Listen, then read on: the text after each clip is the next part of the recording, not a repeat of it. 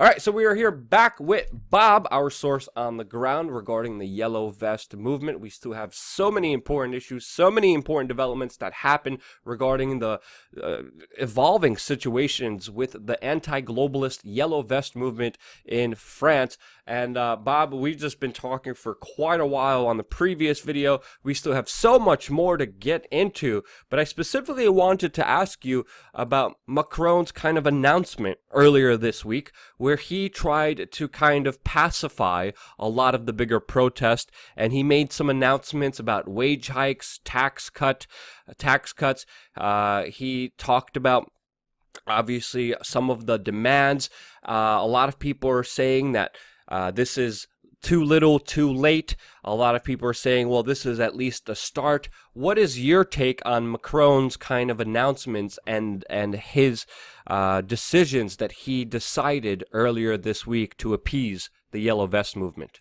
Well, first of all, you are absolutely right that many people are right now saying that, we have to give him credit for certain measures that he said, let's stop being too rude with him, whatever. The problem is that there are no measures on the social justice concerning, for example, fiscality for the rich, which was one of the main issues that we were asking from the beginning. So the rich will continue to pay less taxes while the poor will pay more taxes. Yeah, and by the way, this is what Macron said he's not going to break on, which of course is a major neoliberal policy, which is kind of like the bigger neoliberal agenda, practiced out by him. Sorry, go ahead. Absolutely, and he announced an increase of 100 euros on the minimum wages. He announced a measure to freeze the taxes on pensions below 2,000 euros, which he raised just a couple of months ago. So, I mean, how can you piece on people more than this? And then he announced a tax exemption on overtime hours, but there was nothing said on how the government or he would finance these measures in his speech. And now we realize that the finance ministry is basically saying that these measures would be brought about by a sharp decrease in public spending. And who is going to pay? The same people. We are going to pay for this. I mean, isn't it insane? It's just completely crazy. But he just wanted to burst a bubble and try to calm down the situation. He had to do it. It was really, as he said, an historic moment, that's for sure.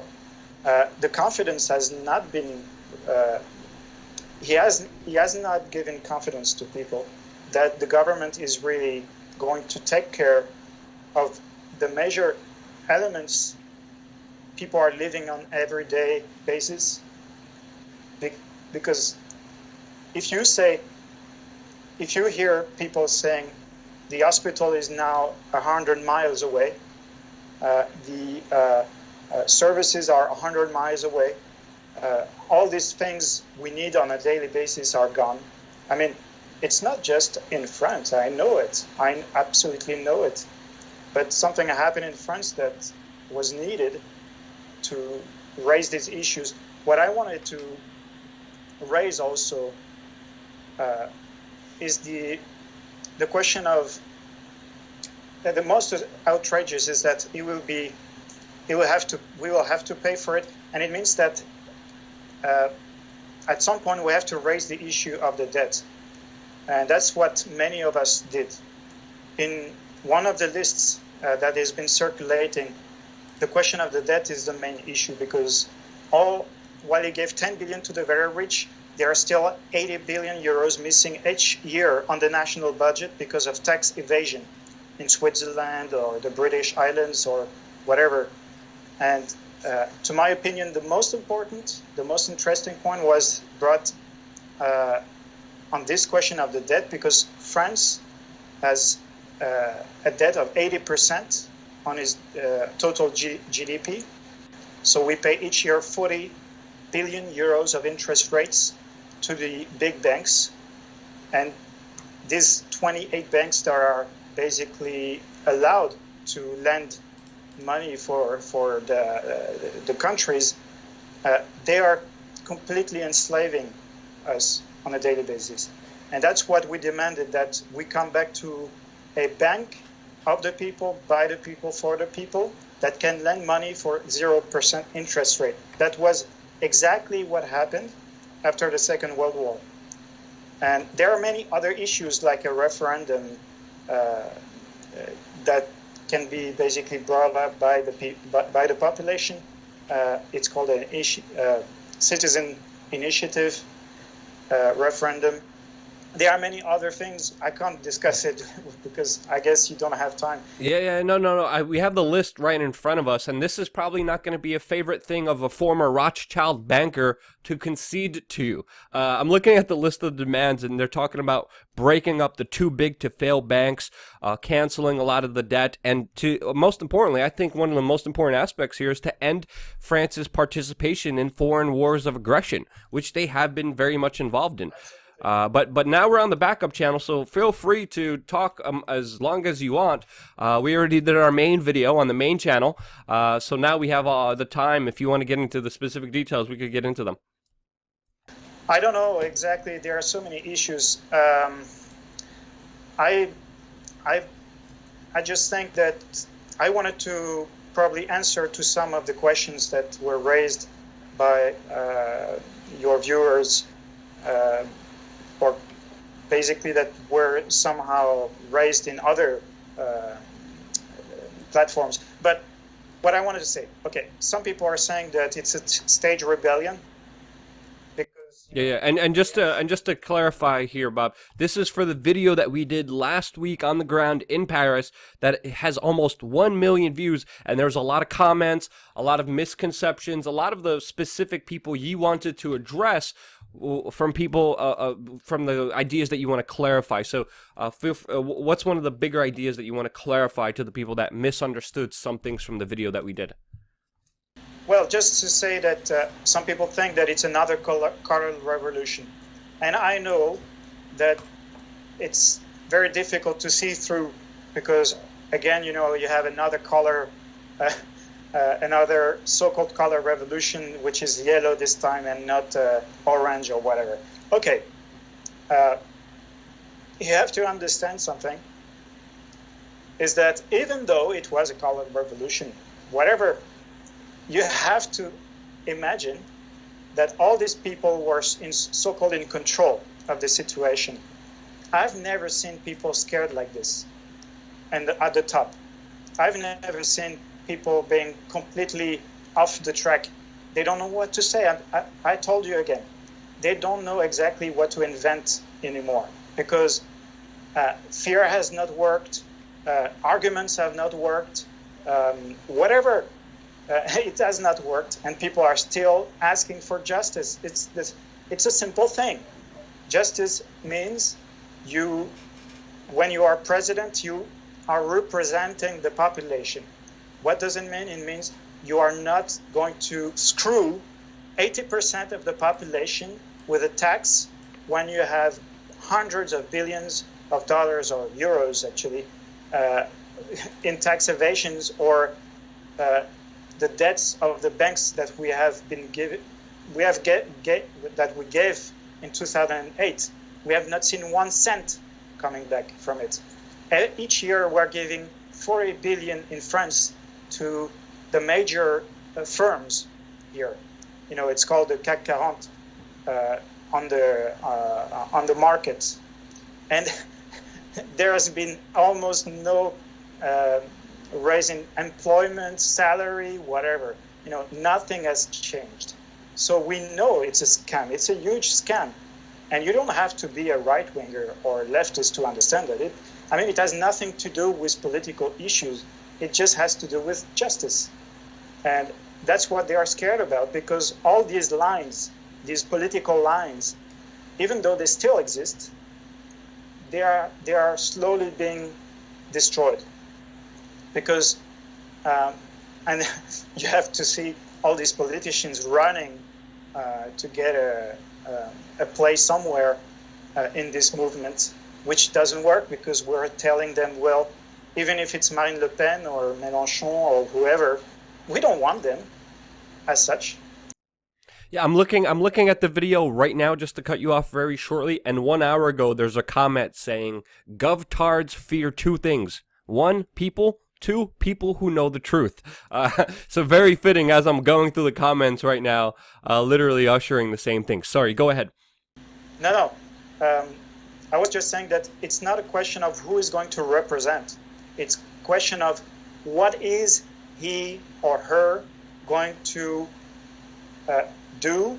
And in this system, people are not anymore able to give a confidence vote for anybody.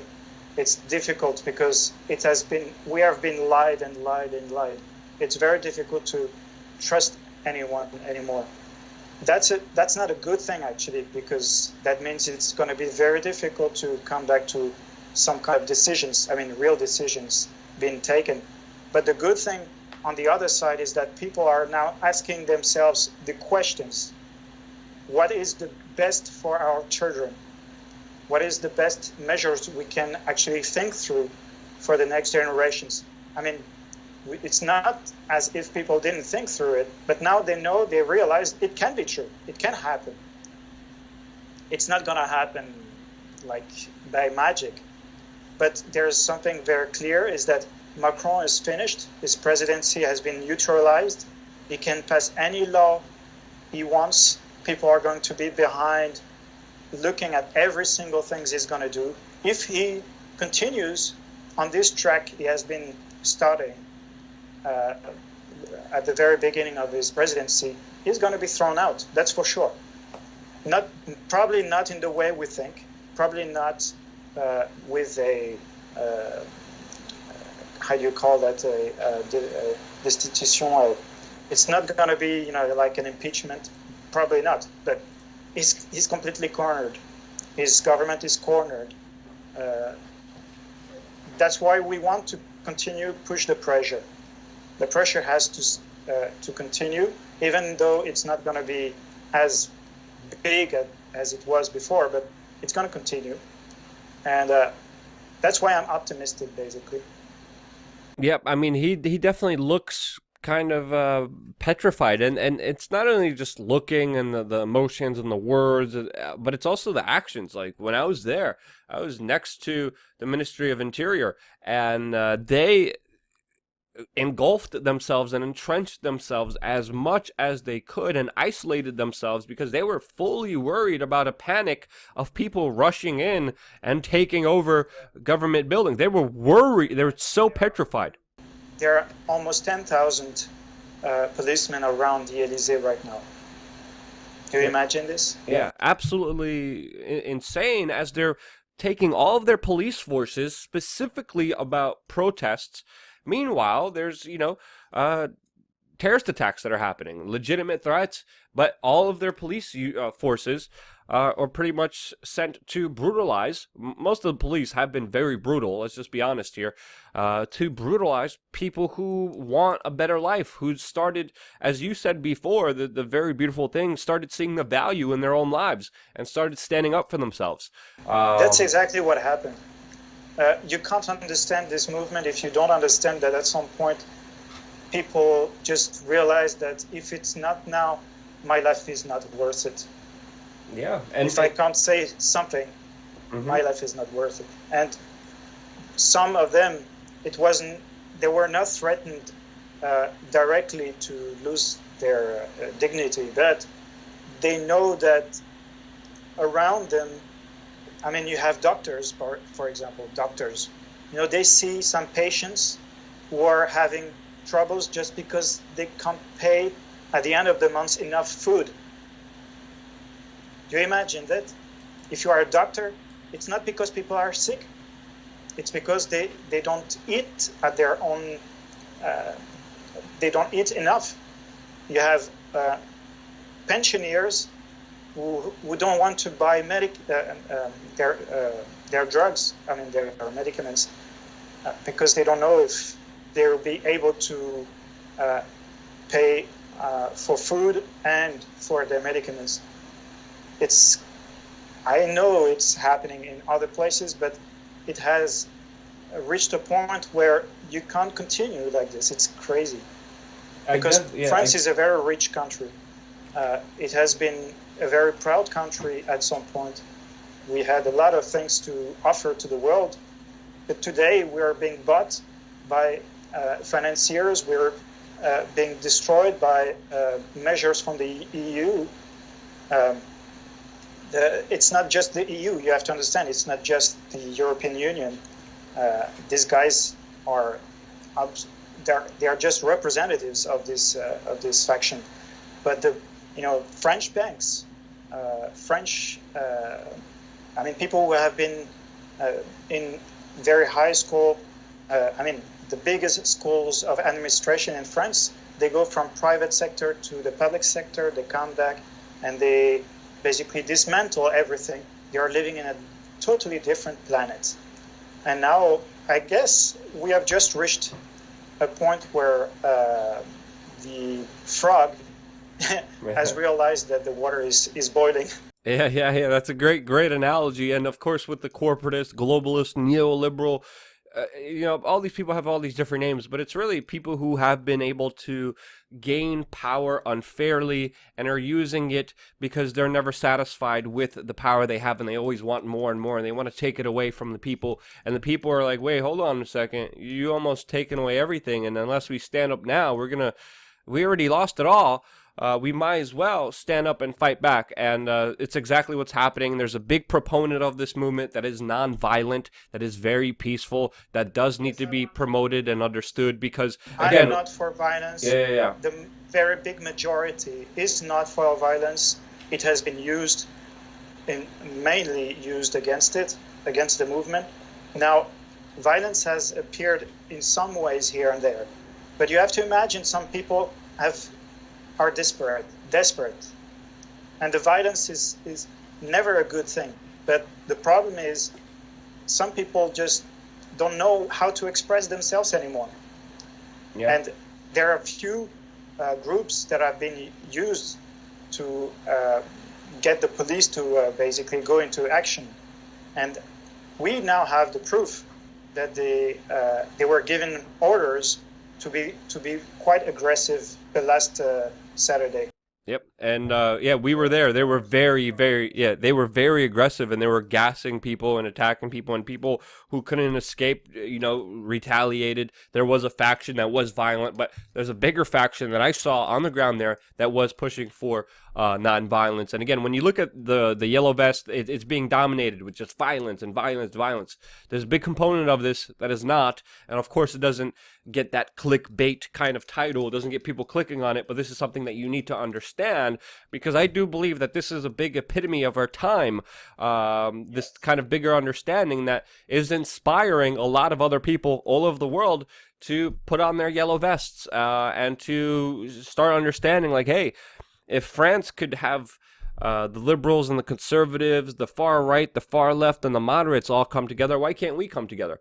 And it's really something that a lot of people have been waiting for. Well, yeah, we are not demanding the left and the right to come together. Let's be clear. Yeah. They do what they have to do. What we're demanding is to be heard.